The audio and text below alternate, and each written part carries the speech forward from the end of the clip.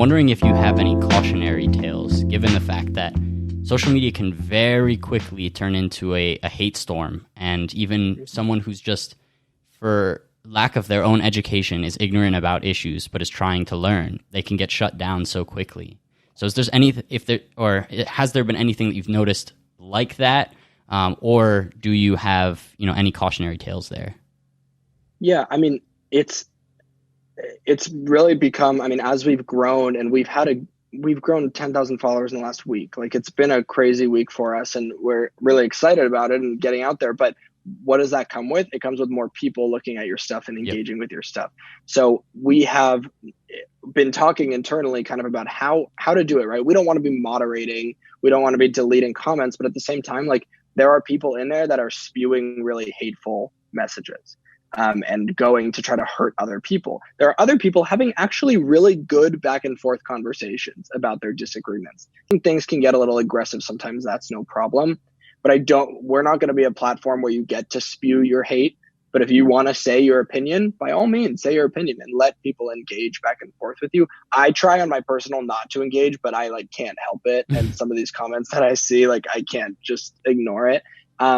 But one example, I mean, I'll give you that I think kind of goes both ways. We did a post a few weeks ago on the racial inequity of coronavirus, and there are tons of people in there saying, "Oh, great, now the virus is racist," or "God, how did you make this racist?" And I think that it's a hurtful thing to say, but it also totally stems from a lack of understanding and ignorance about people of color and how they're in these situations that are more likely to contract the virus, right? And I think that's a good way to go back and forth. But we had more kind of controversial on our Poland presidential election, how it affects the LGBTQ community there. Some people just going in there and going hard against the LGBT community. And I'm not gonna lie, I don't know how to handle it perfectly yet. We don't know because it's a hard thing to do, and as we grow.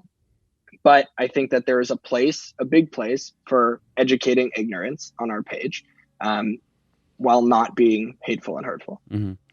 Educating ignorance, though, is definitely a tricky subject because you have to be willing to be checked. Yeah. And ignorant people, if they're truly ignorant, they don't want to be checked. They want the sense of false omnipotence. They're greater than everybody else and everything, know all, be all. But it's interesting to see even just the race aspect of coronavirus. We've talked to a few people.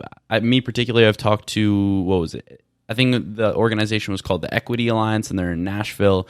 And historically, they have really low voter turnouts for the Black community. And it's just interesting to see on that aspect how the Black community is being impacted by the election and also disproportionately by the coronavirus. When we talked with Professor Jonathan Metzel, Dr. Jonathan Metzel, about this issue, it's just there's a lot of systemic injustice which is happening. And if we don't call attention to it, if we don't bring up that conversation, then these sorts of problems will perpetuate, And so in order to actually, given that you likely associate it as a white male, I'm assuming, how do you add that element of voice into your company that is from the Black community or is from a community that is not of your own?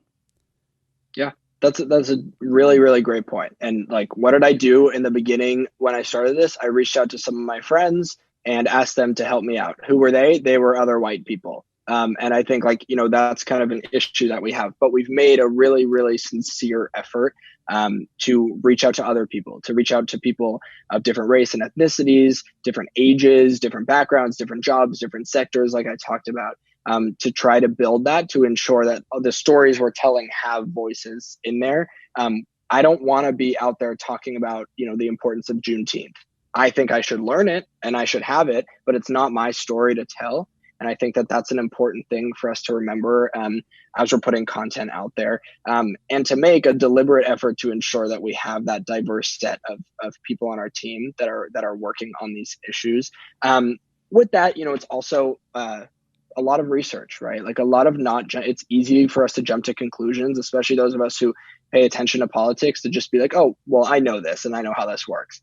I've learned a lot. I think the coolest part personally for this is I've learned so much in the last few months about issues that I thought I knew a lot about, but now I know a lot more about, and even feel myself more comfortable going to the table and having a thoughtful conversation about one of these policies. And I think that that's been kind of a really great thing for me, and I'm hoping for a lot of other people. Yeah, it is frustrating, though. I'd imagine people listening to this could be frustrated, as I have been, with the mere fact that this information isn't already accessible. The fact that our politics is inaccessible to begin with, and I mean, that's how it started as well. Voters were people who, for lack of a better explanation, looked like us, but they also had property and they owned slaves.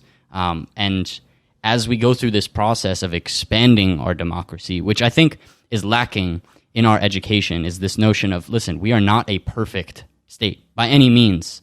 We are very much an imperfect experiment. And that reframe and that check of American exceptionalism is one that's important in my mind, because it reminds us that we're actually still in the process of building our democracy every single day.